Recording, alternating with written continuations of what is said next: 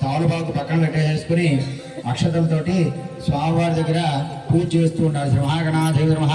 స్థిరో భవ, వరదో భవ, సుముఖో భవ, సుప్రసన్నో భవ, స్థిరాసనం గురు, ధ్యానం అక్షతలు చేతి ఉంచుకోనమ్మా. అందరూ కూడా శుక్లాం భరదరం నాతో పాటుగా చెప్పాలి. శుక్లాం గట్టిగా చెప్పాలి. శుక్లాం భరదరం విష్ణు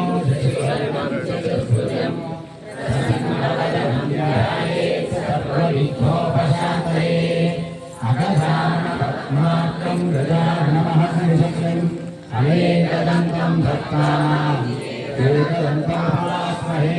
ఇప్పుడు సమర్పయామి అన్నప్పుడల్లా స్వామివారి దగ్గర పూర్వ అక్షతలు వేయాలి. శ్రీ మహాగణాధిపతి నమః. ధ్యాయామి, ధ్యానం సమర్పయామి వేయనమ్మ. మళ్ళీ పూర్వ అక్షతలు తీసుకోండి.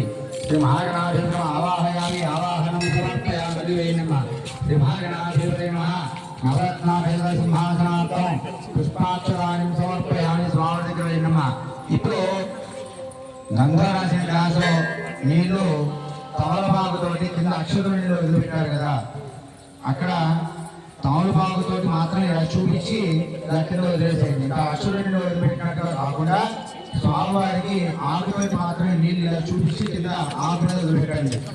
శ్రీ మహాగణాధి వరకు పాద్యం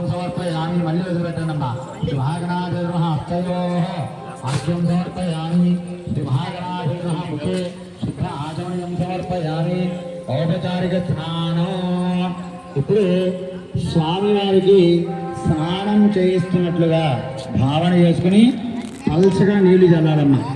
గంధరసం గ్లాసులో నీళ్ళే పూజ మొత్తం కూడాను గంధరసం గ్లాసులో నీళ్లు మాత్రమే ఉపయోగించాలి. నీళ్లు తాగిన గ్లాసు పూజకి వాడకూడదు. ఓం ఆ భవిష్టామ యోగోతాన ఊర్జే నీళ్ళు చల్లుతూ ఉండండమ్మా.